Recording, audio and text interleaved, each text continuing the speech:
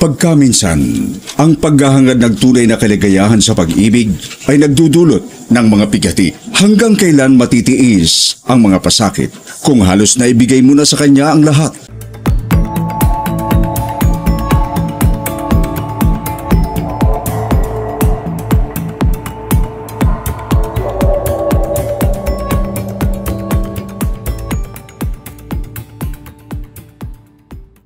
Oy, Mare, may lakad kami mamayang gabi. Sama ka, may ipapakilala ako sa'yo. Na naman? Sino na naman ba? Kaya nga sumama ka para makilala mo. Ay, naku, ayoko na. Lahat na lang pinakikilala mo sa akin. Hindi ko naman nagugustuhan eh. Sayang lang ng oras ko. Promise, magugustuhan mo siya. Gwapo siya, macho, at yummy. Ano? Bakit natikman mo na ba? Hindi, oy. Hindi niya ako type, pakikilala no? mo pa sa akin? Actually, friend siya ng boyfriend ko. Sige na, sama ka na. Akala ko ba gusto mong makahanap ng taong mamahalin mo at magmamahal din sa'yo? Yung lalaking magbibigay ligaya sa malungkot mong buhay. Oo nga eh. Kailan kaya siya darating? Gusto ko na rin magkaroon ng makakasama sa buhay. Malalaki na ang mga anak ko.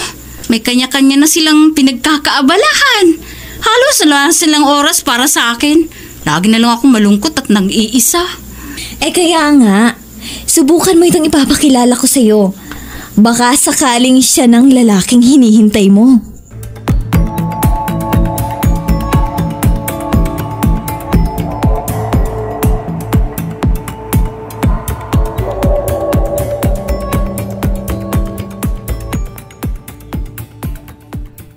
Ami, eto si Jack. Siya ang ikinukwento ko sa'yo. Jack, siya naman si Ami, kaibigan ko. Siguro naman kilala mo na siya. Wala naman yatang hindi makakakilala sa sikat na babaeng yan eh. Ikinagagalak kitang makilala. Totoo pala ang sinasabi niya eh. Mas maganda ka sa personal. Hindi naman. Likas ka lang sigurong bolero, kaya nasabi mo yan. No. Nagsasabi ako ng totoo. Ang mabuti pa, iwan na muna namin kayo dito. Mag-usap kayo, okay? Para magkakilalan kayo sa isa't isa. Honey, halika na. Doon muna tayo. Okay. Ako nang bahala sa kanya.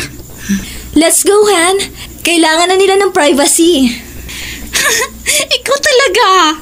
Bye, friend. Galingan mo pang-aakit, ha? Huwag mo nang pakawala ng gwapong yan.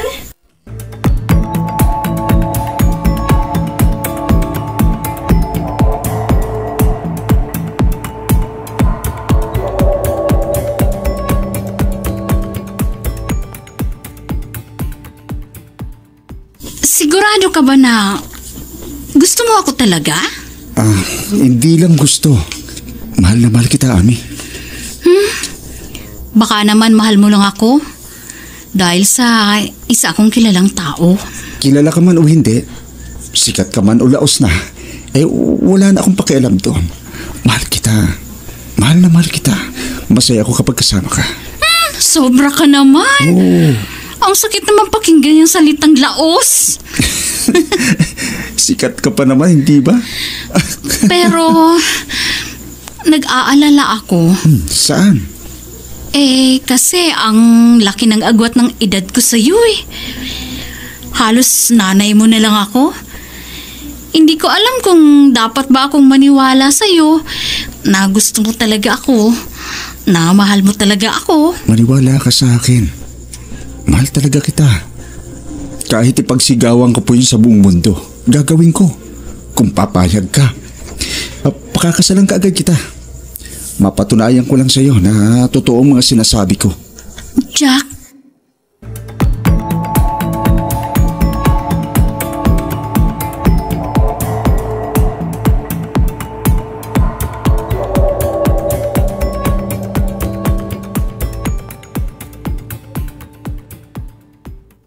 Mami, sigurado ka ba talagang mahal ka talaga ng lalaking yun? Sa kabila ng age gap namin, hindi niya ako ikinahihiya na ipakilala sa lahat na nobya niya ako. Hindi yun ang basihan, Mami. Baka kung may iba lang siyang purpose sa pakikipagkaibigan sa'yo. Baka kung ginagamit ka lang niya. Ganun ba? Teka anak, Gano'n na ba kababa at kalit ang tingin mo sa akin? Sa tingin mo ba, hindi ako pwedeng mahalin ang isang lalaking tulad niya?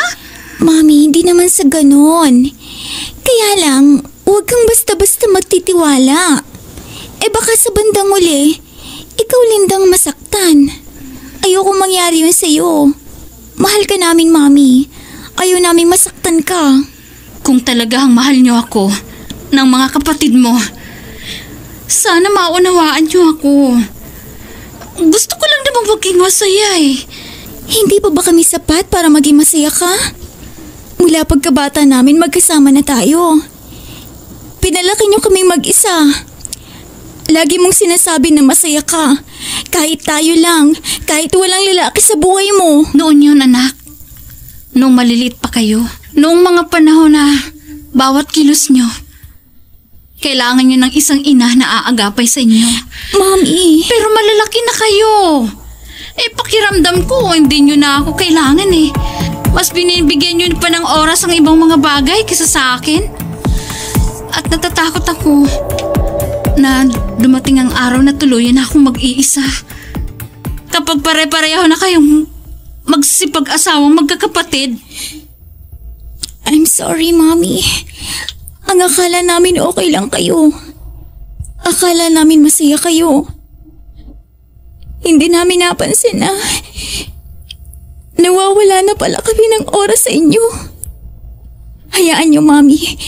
Babawi kami. Anak, isa lang ang hiling ko sa inyo.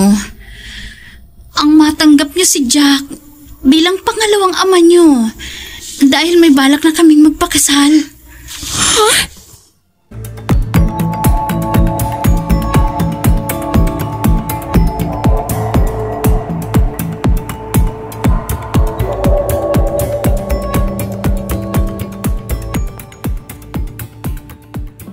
Sigurado ka ba na magpapakasal ka sa kanya? Oo! Sigurado na ako! Mahal ko si Jack. Kailan pa pala ako mag-aasawa uli kung uugod-ugod na ako? Matanda na ako eh. Gusto kong maging masaya bago maging huli ang lahat. Pero,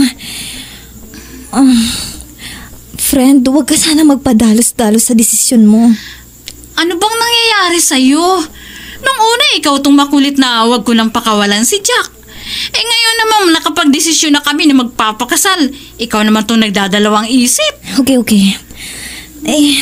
Kaya ako nagkakaganito. Dahil may natuklasan ako tungkol kay Jack.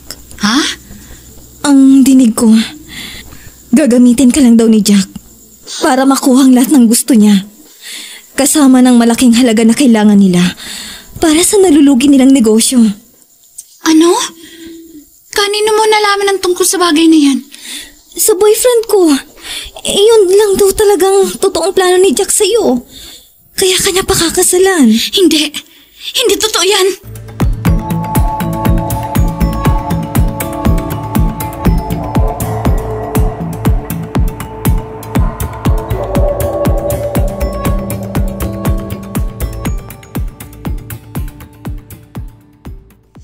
Sinisiraan lang nila tayo dahil naiinggit sila sa atin.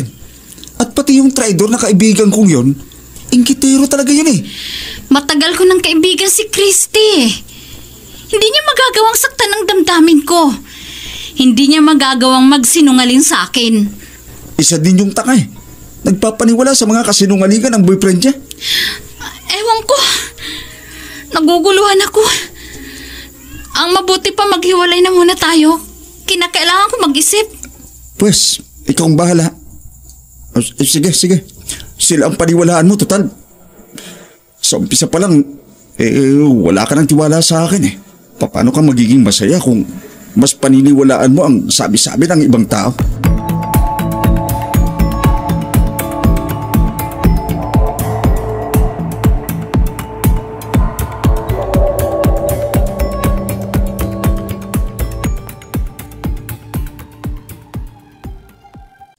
Kumusta?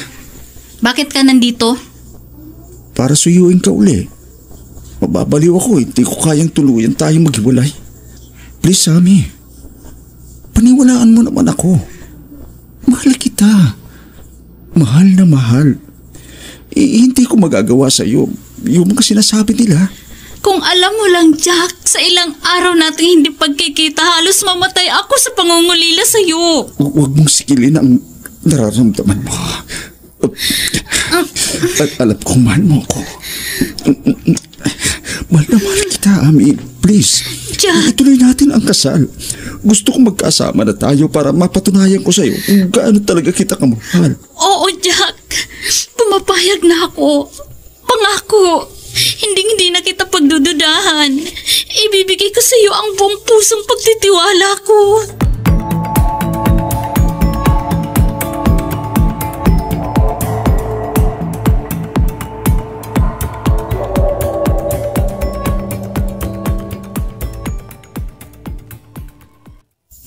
Happy? Yup. Masayang-masaya ako. Hindi ko akalaing matutuloy ang kasal natin. Sa kabila ng lahat ng pagdududa ko sa iyo. Sabi ko naman kasi sa iyo magtiwala ka lang sa akin. Dahil yung mga pagdududang yan, yung pag-aalinlangan mo sa akin, siyang sisira sa masayang relasyon natin. Pangako. Hindi na. Mula ngayon, ikaw na lang ang susundin at paniniwalaan ko. Mahal na mahal kita, Jack. Masayang-masaya ako dahil dumating ka sa buhay ko.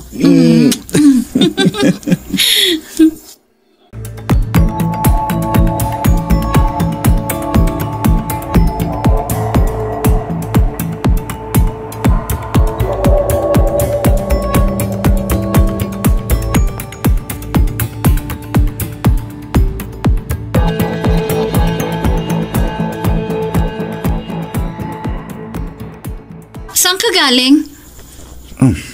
Gising ka pa pala. Namiss kita eh. Oh, kumusta ang araw mo? Okay lang. Pero saan ka nga ba galing? May iniayos lang ako about business. Saang lugar? Ano ka ba naman? Pati ba naman yung kailangan mo pang malaman? May nakakita sa yung kakilala ko. Sa kasino. What? Okay. Marami ka palang mata sa akin ah. Kahit ano palang gawin ko, walang ligtas sa'yo. Anong ginawa mo dun? Ano pa pang ibang gagawin doon? Kasino yun eh. Ay di nagsugal. Sugal lang ba talaga ang pinunta mo dun? O pati yung babae mo? Sana naman patungo yung pagtatanong mo. Talo mo pang abogate kung makatanong. Sa akala mo ba? Hindi ko alam na napapadalas ang pagpunta mo sa kasino?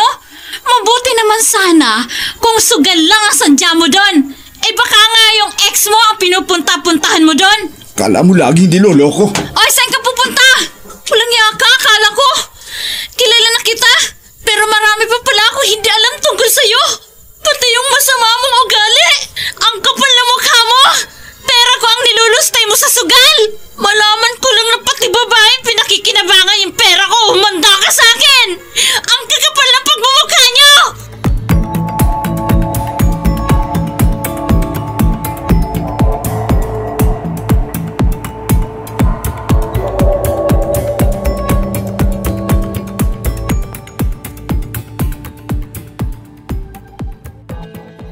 Han, malapit ng birthday ko ha. Anong regalo mo sa akin? Ano bang gusto mo? Ano kaya kung magpakasyon tayo sa New York? Ano? Oh. Kagagaling lang natin sa Hong Kong nung nakaraang buwan. Halos buwan-buwan na lang tayo nangingibang bansa eh. Okay lang yun. Marami ka naman pera eh. Hindi naman mauubos ang yaman mo. Sige na please. Gusto ko isang makasama eh. Magkasama naman tayo dito sa bahay. Gusto kong kasama kang magliliwaliw tayo sa iba't ibang bansa. Para mas masaya, di ba? Maganda ang banding natin. Ayaw mo ba nun? Hindi ako pwedeng umalis ngayong buwan. May bago akong gagawing pelikula. Okay. Sige. Huwag na lang tayong umalis. Pero hindi naman yata pwedeng wala kang regalo sa akin. Okay. Sige. Anong gusto mong gift? Bilhan mo na lang ako ng brand new car. Ha? Sige na please, Bagong kotse. Sige. Bibili tayo. Talaga? Wow! Thank you so much. Ang bait-bait mo talaga sa akin. Kaya mahal na mahal naman kita eh. Why? Wala. Maaga pa naman. Bumili na tayo ngayon. Pwede bang bukas na lang? Pagod ako. Gusto ko muna magpahinga. Ibigay mo na lang sa akin ng pera. Ako na lang bibili. No. Come on. Magkasama tayong bibili. Huh? Baka kung isugal mo pang pera hindi ka makabili ng kotse. Okay. Wala ka talagang tiwala sa akin eh. Naniniguro lang ako. Hindi ko pinupulot ang pera, Jack. Kung ano mang meron ako ngayon, matagal ko itong pinaghirapang pagtrabahuhan. Kaya sana naman, pahalagahan mo ang bawat perang binibigay ko sa'yo. Nanunumbat ka na naman ba? Mahal na mahal kita. Kaya binibigay ko sa'yo ang lahat ng gusto mo. Sana naman matuto kang pahalagahan ng mga binibigay ko sa'yo.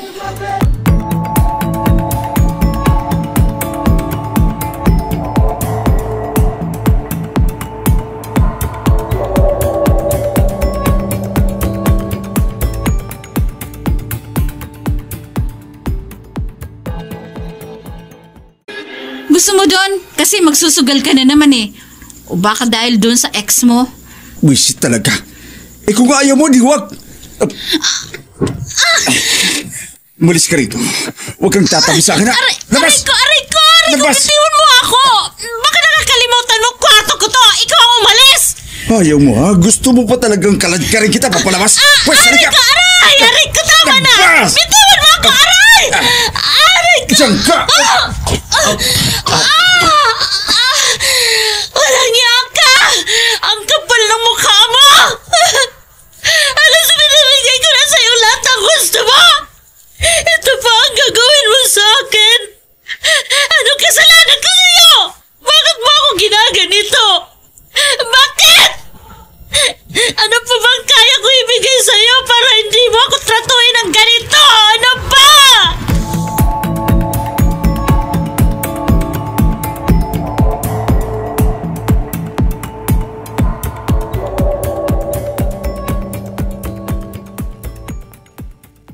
Mahalin mo muna ang iyong sarili bago ka magmahal ng iba.